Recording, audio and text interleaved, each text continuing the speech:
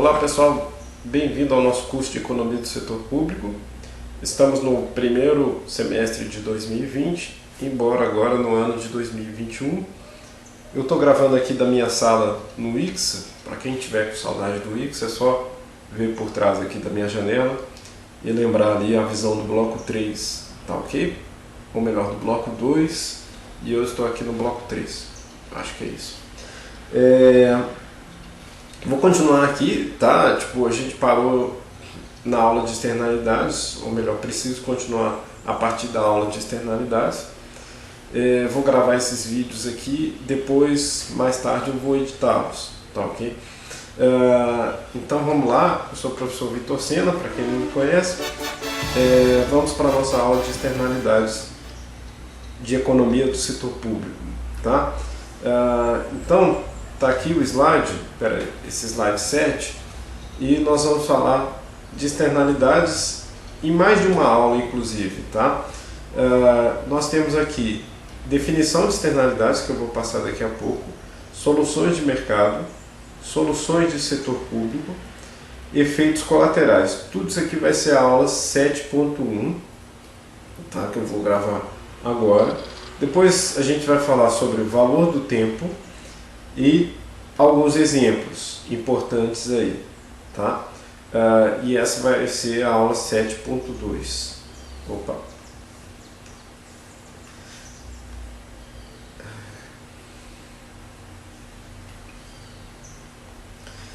Tá? Esse valor do tempo aqui é bom passar com um determinado exemplo também.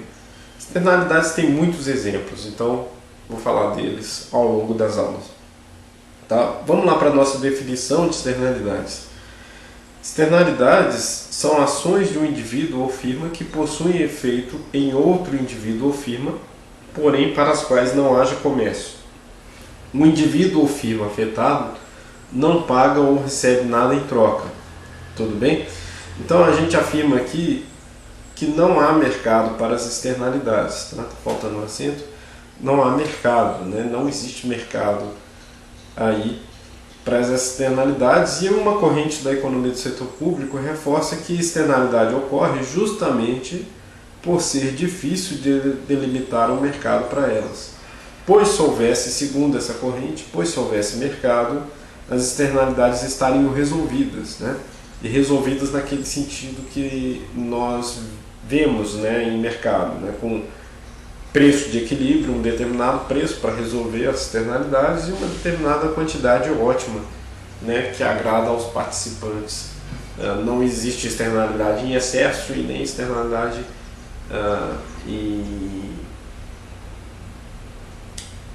em quantidade insuficiente, tá ok? Então, as externalidades podem ser de dois tipos: positivas, quando elas afetam positivamente aqueles terceiros não envolvidos, ou negativas, quando elas afetam negativamente os terceiros não envolvidos, tá? Outro ponto importante de ser guardado aqui é que na existência de externalidades o mercado não produz um resultado eficiente, tá? Então lembra lá do primeiro teorema fundamental da economia de bem-estar, ou o primeiro teorema de Pareto, né? Nós falamos que os indivíduos, fazendo trocas livremente, conseguiriam, né, conhecendo os preços e conhecendo os preços de toda a economia, fazendo trocas livres, alcançariam o resultado eficiente de Pareto, né? Então, quer dizer, o mercado produz resultado eficiente na ausência de falhas. Como a externalidade é uma falha, né, a presença de externalidades não leva o mercado sozinho a um resultado eficiente, tá? O resultado que foi alcançado pelos agentes ali fazendo trocas fica aquém, né? Dá para melhorar ainda a sociedade, existem melhorias de Pareto possíveis no caso onde existem.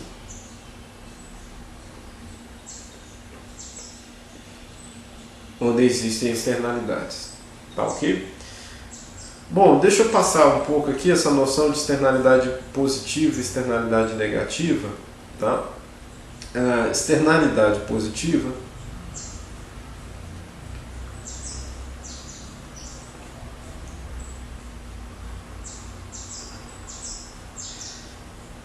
ocorre quando? Né? Ocorre quando a utilidade de um indivíduo afetado pela externalidade aumenta.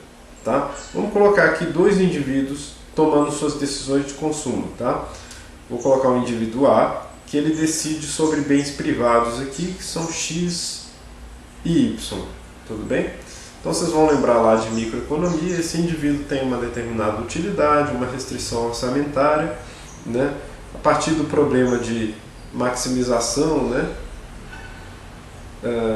O problema do consumidor, como muitas vezes é resolvido, né? Maximização da utilidade sujeito à restrição, né? Vamos pôr aqui a utilidade do A, que a gente está falando. Isso produz o quê? Produz a quantidade ótima que esse indivíduo A está querendo comprar de X e de Y. Estão lembrados disso? Então você vai achar essas quantidades ótimas lá. Bom, vamos colocar um outro indivíduo B aqui que também consome X e Y, isso é privado dele, tá? Mas ele consome um terceiro bem que é Z. Depois eu vou falar de um exemplo aqui, mas já adiantando um pouquinho, né? Pode ser um indivíduo que decide construir no terreno vizinho ao seu, tá? Então ele vai começar a construção de uma casa, por exemplo. Tudo bem? Então uma decisão de consumo dele, né? Uma decisão importante até, inclusive, né? Então Z seria, digamos que é isso, tá? Bom, mas isso vai afetar, né? Ele vai fazer o problema de maximização dele, indivíduo B, né? Mas isso vai afetar o indivíduo A, tudo bem? Então, max da utilidade U, sujeito à restrição orçamentária aqui de B, aqui seria a restrição orçamentária de A, ele vai produzir o que? Ele vai produzir as quantidades ótimas de X, de acordo com a utilidade dele, Y e Z, tudo bem? Bom, isso aqui é a quantidade ótima de Z para o indivíduo B. Quando a externalidade ocorre? A externalidade ocorre quando esse Z começa a interferir na utilidade de A revelia dele, né? A não escolheu a quantidade Z, mas isso começa a afetar, tá? Então a gente diz o seguinte, ó, uma externalidade é positiva quando isso afeta positivamente, tá? Então, um caso positivo aí seria que ao invés de começar uma construção, que geralmente gera efeitos negativos para os vizinhos, né? Digamos que esse indivíduo, depois da casa pronta, ele constrói um jardim, tá? Um pomar, ou um jardim, ou uma fachada, uma parte que vai beneficiar várias pessoas, tá? Então, quando isso se torna uma utilidade positiva, né, a gente diz que é externalidade positiva, tá? Então quer dizer, está aqui o A consumindo a quantidade de X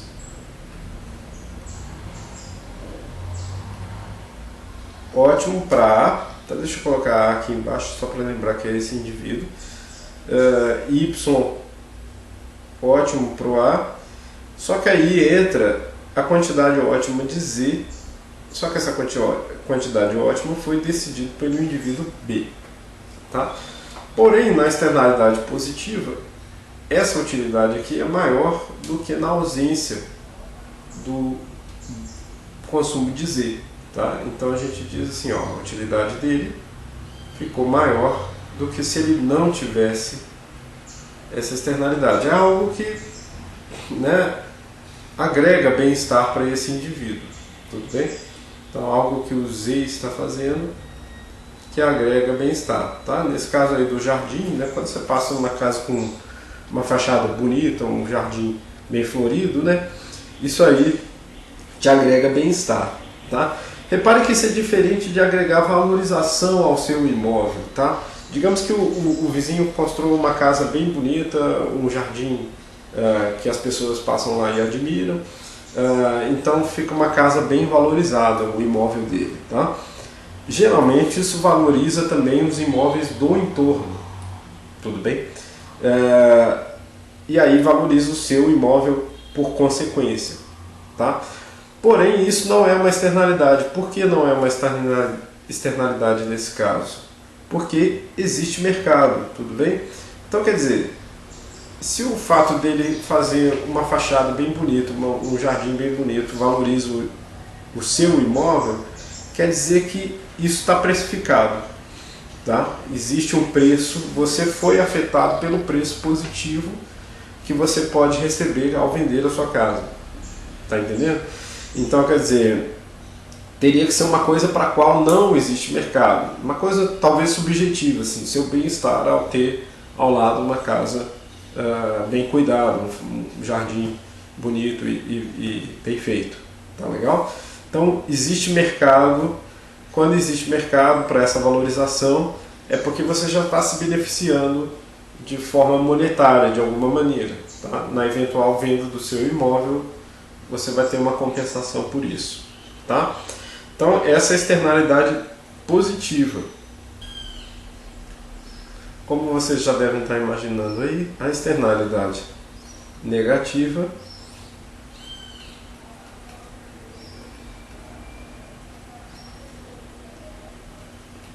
produz o efeito inverso, tá? Então existe, vamos colocar o mesmo bem, os mesmos dois consumidores, tá? Então tem o indivíduo A, né, que tem a decisão só sobre X e Y, ele vai passar pelo problema do consumidor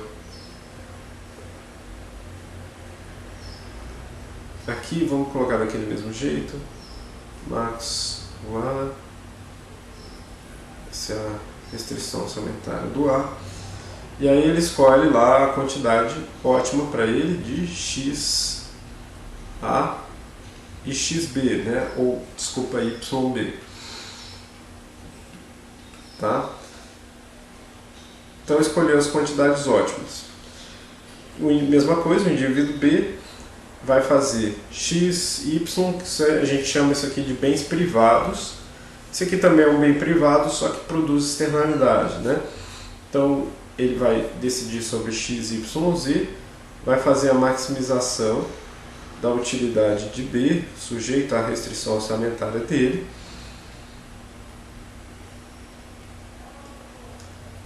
E aí nós temos X, B ótimo, Y, B ótimo, e importante aqui para o nosso caso, Z, um pouco sem espaço aqui, ZB ótimo, tá? Então olha só, no caso externalidade negativa, isso vai entrar na utilidade do A, sendo que ele não está escolhendo o nível de Z, né? Então está entrando na utilidade dele a revelia. Então ele já tem a quantidade ótima aqui que ele escolheu para o bem privado, 1. Ele já tem a quantidade ótima que ele escolheu para o bem privado, 2. Só que vai entrar o Z escolhido pelo B, na quantidade ótima do B, mas isso vai afetar negativamente o indivíduo A. Tudo bem? E aí a utilidade dele seria melhor se ele não tivesse sendo afetado por esse consumo de Z do indivíduo B, tá bom? Então a gente pode resumir aqui de maneira um pouco mais simples, tá? Que a externalidade, deixa eu passar uma linha preta aqui para separar.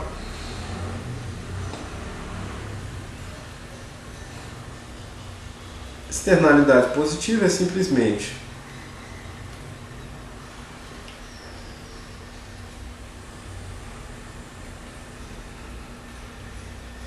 quando a utilidade de A com externalidade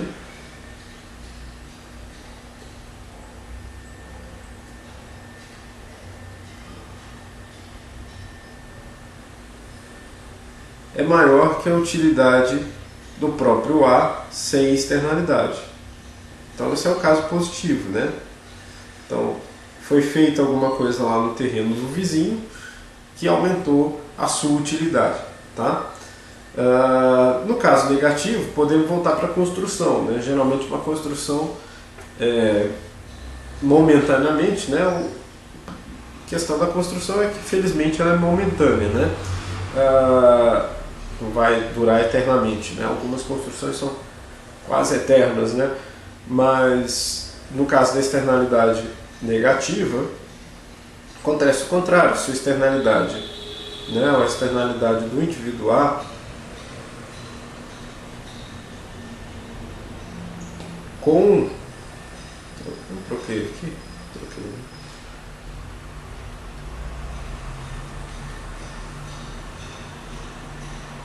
Com a presença do Z é negativa, né? Então a gente pode escrever aqui de maneira resumida: com externalidade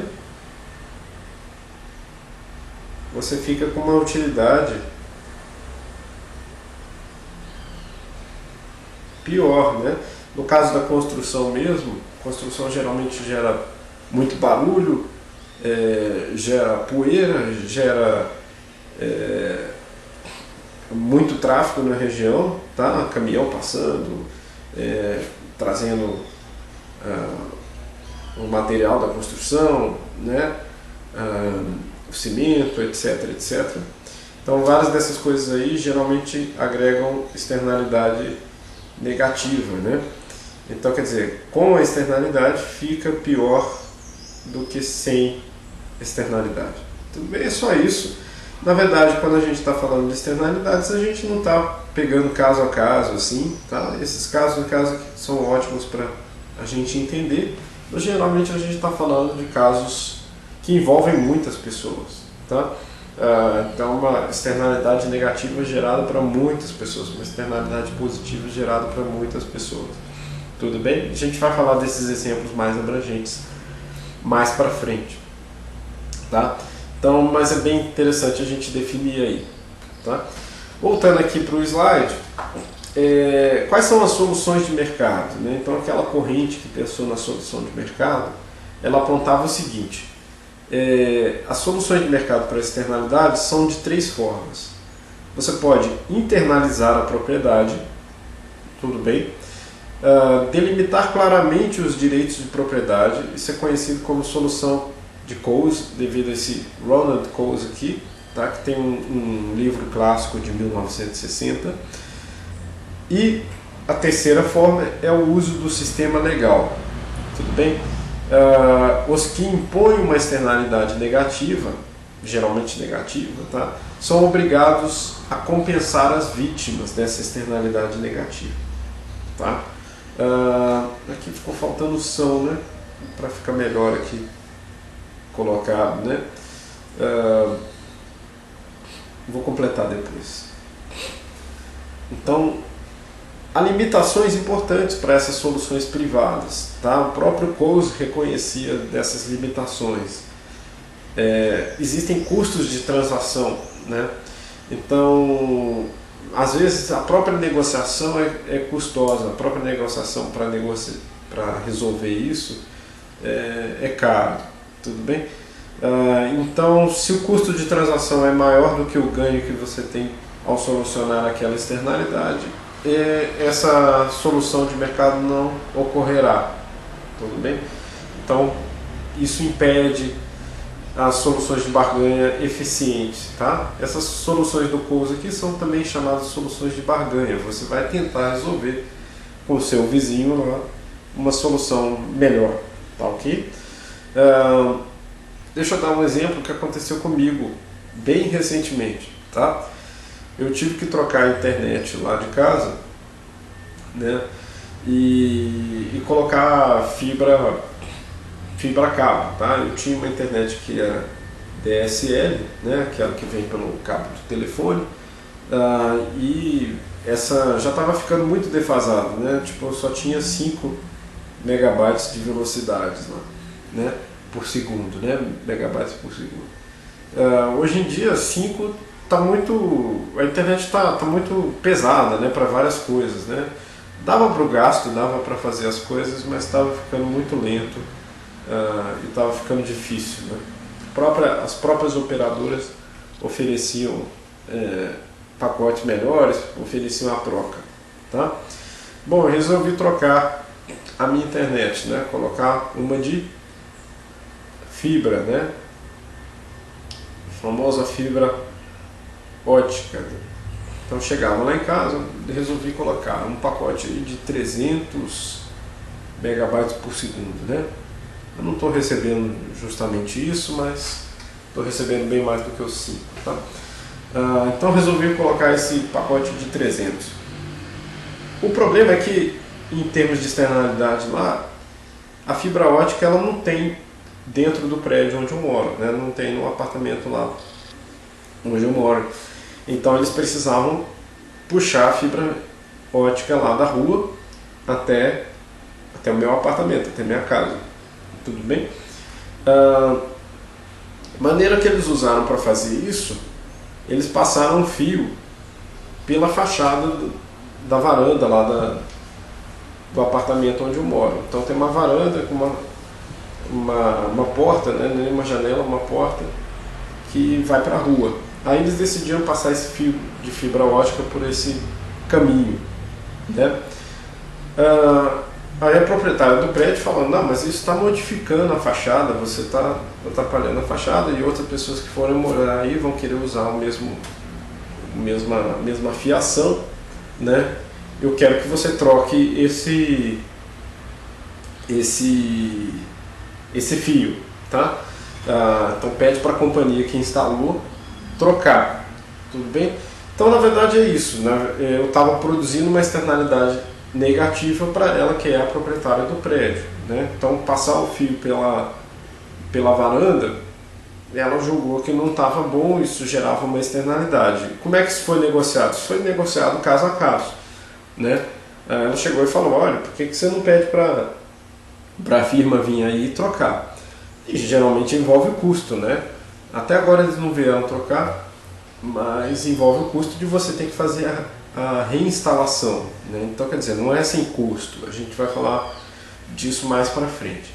Tá bom? Isso é um exemplo corriqueiro, trivial, mas ocorre o tempo todo, tá? Esse tipo de externalidade ou ações de consumo de um indivíduo determinando a utilidade de outro ou afetando a utilidade de outros indivíduos ocorre o tempo todo, tá? Tentar solucionar dessa forma que a gente está solucionando são as famosas soluções de barganha que o Coase aventou, tá bom?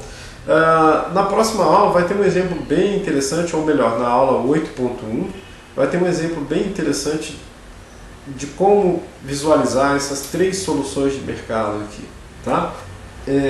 Internalizar a propriedade, delimitar os direitos de produção e o uso do sistema legal. Até nos exemplos da aula de hoje a gente vai falar bastante, tá?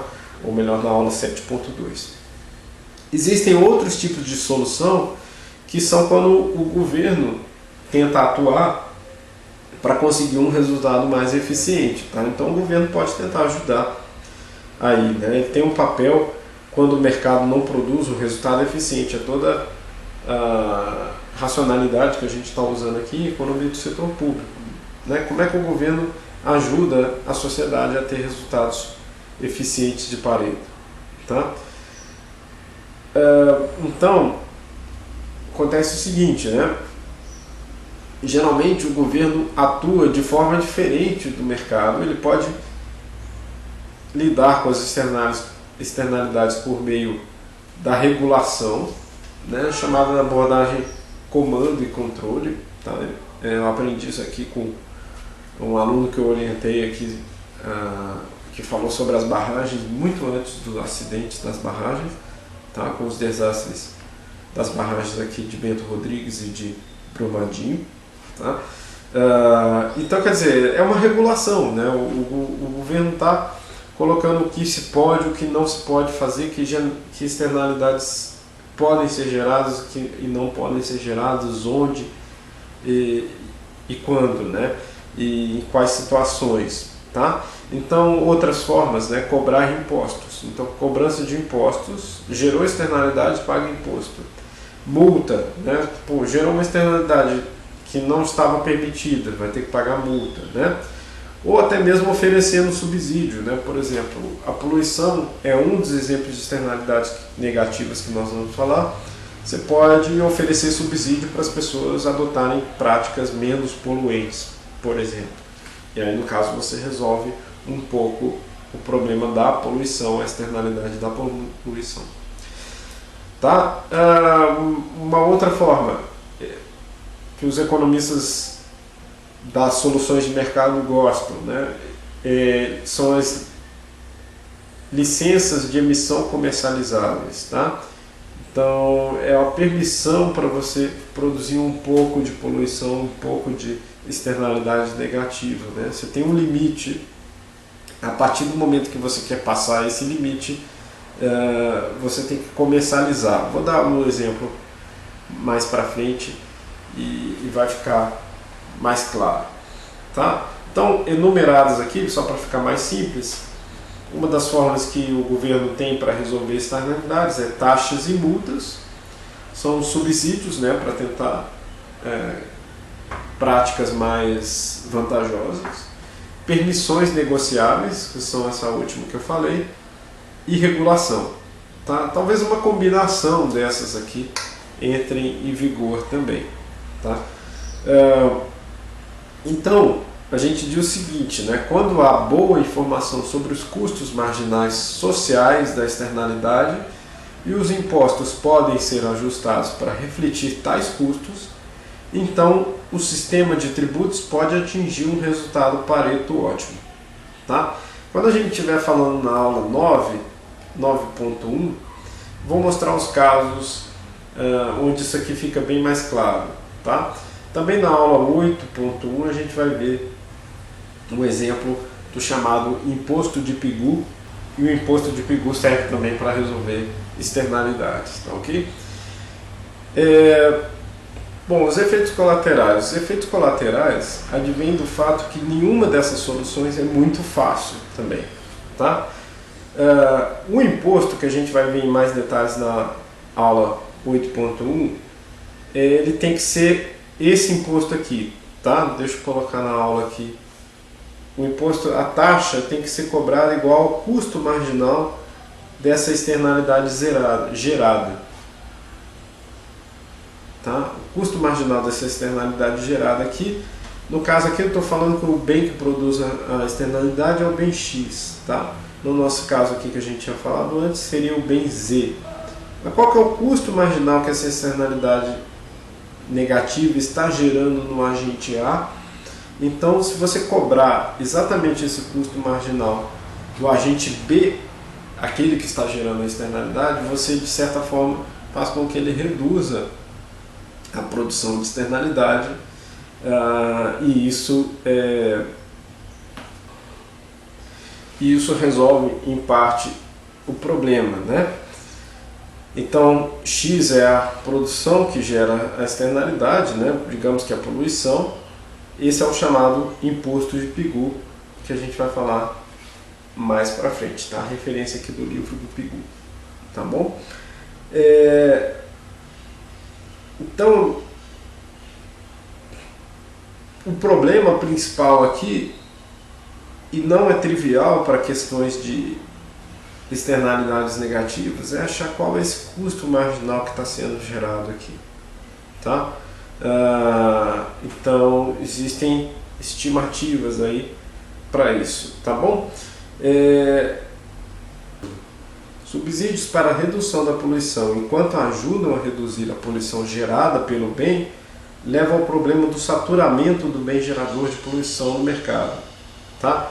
Alguns exemplos aqui: o aço, ao produzir aço você gera poluição, tá? Minério, ao produzir minério você gera degradação ambiental. Os carros, né? Ao andar de carro você gera poluição atmosférica, tá? Vamos pegar o caso dos carros aqui, tudo bem? Então, digamos que o governo coloque um subsídio para carros ecológicos, tá? Digamos que pode ser até carro a motor de combustão mesmo, gasolina, álcool, diesel, mas o governo dá um subsídio para aqueles carros que foram fabricados com um sistema de catalisador lá, que diminui demais a poluição, quase zero. Vamos dizer que sejam casos desses, tá?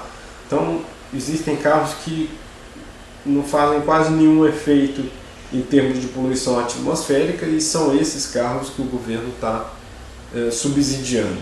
Tudo bem? O que acontece? A partir do momento que o governo subsidia, ele diminui o preço desses carros, então você vai ter muitas pessoas comprando esses carros, né? Então você leva a saturação do bem gerador daquela poluição, tá? Então vai ter carros demais, né? É claro que se esse nível for realmente zero, não tem externalidade produzida e talvez o benefício geral seja melhor. Mas se existe um pouquinho de poluição, o fato de haver muitos carros pode ser que esse efeito seja um efeito colateral, tá? Tipo, você está subsidiando esse mercado, as pessoas compram esse bem demais. A gente vai ver no esquema de oferta e demanda de como isso fica, tá? Mas o fato de subsidiar quer dizer que você está levando ao equilíbrio de maior quantidade, tá? Na teoria, os beneficiários de um sistema de multas podem mais do que compensar os prejudicados. Então lembra que o governo também pode multar aqueles produtores de externalidades negativas, né? Então na teoria isso mais do que compensa, tá? Porém na prática tais compensações raramente ocorrem, tá? Então o governo vai usar esse dinheiro não para compensar as externalidades negativas geradas, não para mitigá-las, né? Então você vai receber um pouco de externalidade negativa porque a firma está produzindo e está pagando uma multa por isso. Então o fato, a lógica por trás do imposto de PIGU, por exemplo, é você compensar aquelas pessoas que estão sendo negativamente afetadas. Seria no caso aqui que nós colocamos no slide, né, escrito, seria compensar esse consumidor A aqui, tudo bem? Você vai compensar, olha, tudo bem, você está sendo afetado negativamente, tá? Mas eu vou cobrar uma multa do B para ele te compensar positivamente aqui, né? Porém, raramente é isso que o governo faz, ele vai usar a arrecadação para outros propósitos, não necessariamente mitigar essas externalidades negativas, tá? Então é por isso que eu estou dizendo aqui, porém na prática tais compensações raramente ocorrem. Portanto, a escolha sobre qual sistema de controle de externalidades adotar possui consequências distributivas importantes, tá? Então tem um livro aqui do John Hicks, né, bem interessante aqui sobre, antigo, né, mas bem interessante sobre essas consequências distributivas de qual decisão sobre externalidades, para correção de externalidades, é adotada, tá? Elas não são neutras em termos de consequências distributivas, tá? Essas permissões negociáveis, elas podem ajudar a bater a poluição, porém elas também têm dificuldades, tá? Pensando lá naquelas permissões, você pode poluir uma determinada parte por milhão de CO2 na atmosfera, tá? Pode ser CO2, pode ser outro componente ácido sulfúrico, pode ser outro componente enxofre, outro componente que gera poluição e degrada o meio ambiente, tá? Acho que ácido sulfúrico ninguém joga na atmosfera, mas o fato de jogar enxofre pode transformar a famosa chuva ácida, né? Então, para essas permissões, a ideia dessas permissões é bem interessante, né? Quer dizer, você tem um nível de permissão aí, um nível de poluição para várias firmas. Vou colocar firma 1, firma 2, firma 3, 4, 5 e 6, tá? Digamos que o nível é o mesmo, então vou colocar aqui uma linha indicando esse nível, tá? Pensando aí no nível de poluição atmosférica também, partes por milhão, tá? Então quer dizer, vamos pegar aí, a firma 1 está querendo poluir bastante, ela está precisando, porque a forma que ela, a planta da fábrica que ela tem ainda é muito poluidora. Então quer dizer, ela está precisando de um excesso aqui de poluição, ela está com excesso de demanda. Tá? O que ela pode fazer? Ela pode pagar uma multa por isso, então esse sistema também prevê uma multa para quem excede, ou ela pode comprar permissões de outras firmas que estão poluindo pouco. Tá? Então vamos pegar aqui outras firmas que estão poluindo menos, tá? A 2, a 4 e a 6. Todas elas aqui têm um pouco menos, então elas têm direito, essa firma 2 aqui tem direito a vender o que ela não precisou, tá? Então esse nível aqui geralmente é estabelecido como um nível bom para a sociedade. Então, se todas as firmas tivessem esse nível aqui, a gente não teria muito problema de poluição atmosférica. Teria um pouco, claro, porque ainda está produzindo poluição. Opa! Tá vendo o que acontece aí, ó? Quem sabe faz ao vivo, né? Faustão. Ô louco, meu. Né? Mas é julgado que esse nível é interessante, tá? Então vamos colocar aqui as outras firmas. Essa aqui também é poluidora. E essa aqui também é poluidora. Tá?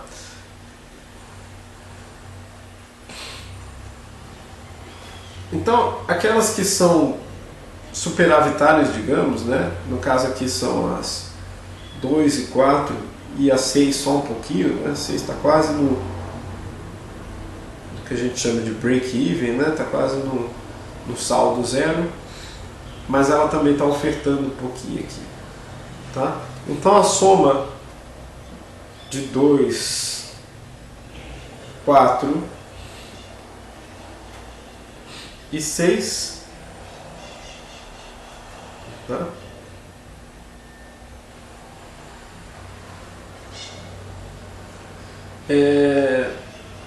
Pode ser maior ou menor do que a demanda, né? No caso, a demanda aqui é o quanto que um está pedindo, né? Então aqui 1,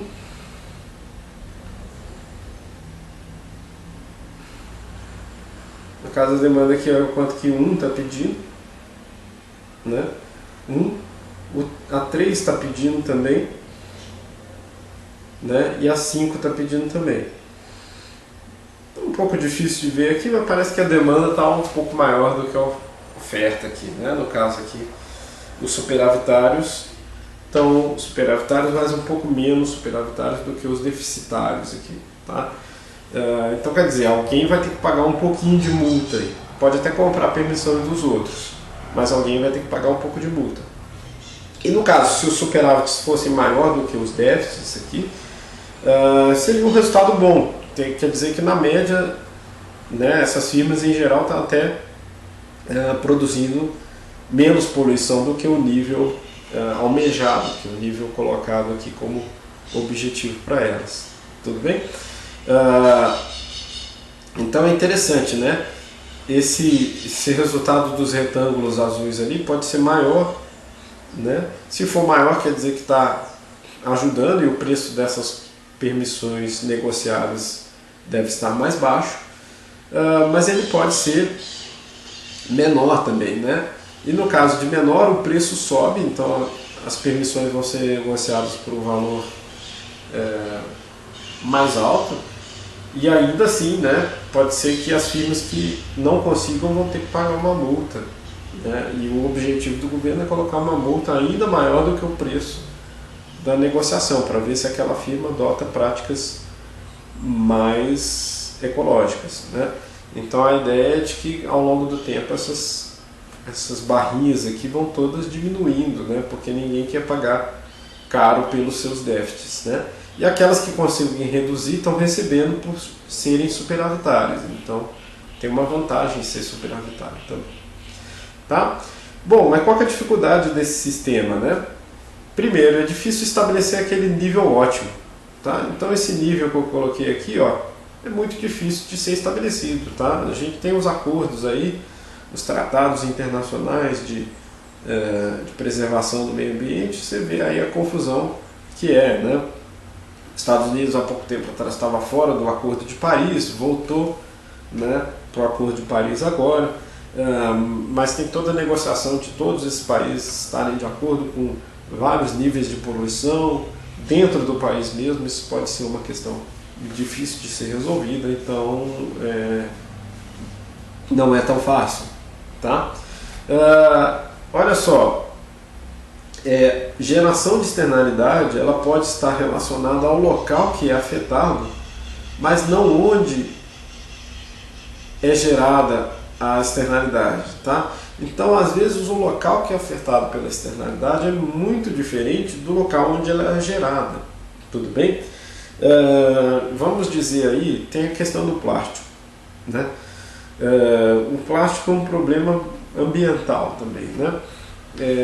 Digamos que um país só produza todo o plástico do mundo, tá? Então, o problema da externalidade vai para o mundo inteiro, não fica só lá naquele país que produz o plástico, tá? Inclusive, o plástico é um problema muito grande nos oceanos, né? Então, quer dizer, a quantidade de plástico que existe nos oceanos é difícil de mensurar, porque tem até aquele problema do plástico, de pedaços de plástico muito, muito pequenos, né?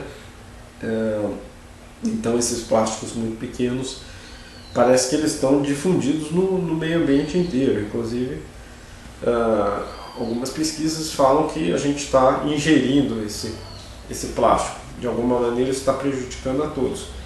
Mas o ponto aqui é que você resolver a externalidade, você precisa resolver às vezes no local onde ela ocorre, mas o local onde ela ocorre não é o mesmo onde ela é produzida. Então, se esse país não tem nenhuma prática de coibição da geração de externalidade, isso vira um problema difícil de ser resolvido também. Tá? Para terminar aqui, terminando essa aula, regulações baseadas em controles dos insumos são, em geral, ineficientes. Tá? Há formas de se desviar do uso de insumos regulados. Tudo bem? Então, você controlar os insumos que as empresas estão comprando é muito difícil. Tudo bem? Então, as firmas vão tentar desviar desse controle. Tá? Medidas regulatórias não auxiliam a redução das externalidades para além daquelas regulamentadas, né? Então a regulação, por exemplo, tem esse problema, né? Enquanto que essa permissão negociável aqui é interessante por ajudar as firmas a tentarem reduzir a barra delas, então cada uma delas vai querer ficar abaixo desse nível porque ser superavitário é vantajoso, né? Então ter várias firmas superavitárias é interessante aí para as próprias firmas. No caso da medida regulatória, né, todo mundo ia ficar na mesma barrinha, tá? Ninguém ia querer ser superavitário porque ser superavitário não gera maior benefício, tá? Então ultrapassar, né, fazer melhor do que o que está sendo regulamentado geralmente não é perseguido. Por quê? Porque não tem preço, não tem compensação. Não há incentivo para fazer mais do que o regulamento. Tá? Em um sistema de multas e impostos, os prejudicados são facilmente identificados. Tudo bem? Mas os beneficiados são dispersos. Tá? Então, se você coloca multas, você sabe quem são os prejudicados, mas é difícil saber quem estava se beneficiando daquela atividade. Tá? Vira uma questão a ser resolvida também. Espero que fique mais claro na aula que vem, onde a gente vai falar do valor do tempo e de mais exemplos. Até a próxima aula. Tchau, tchau.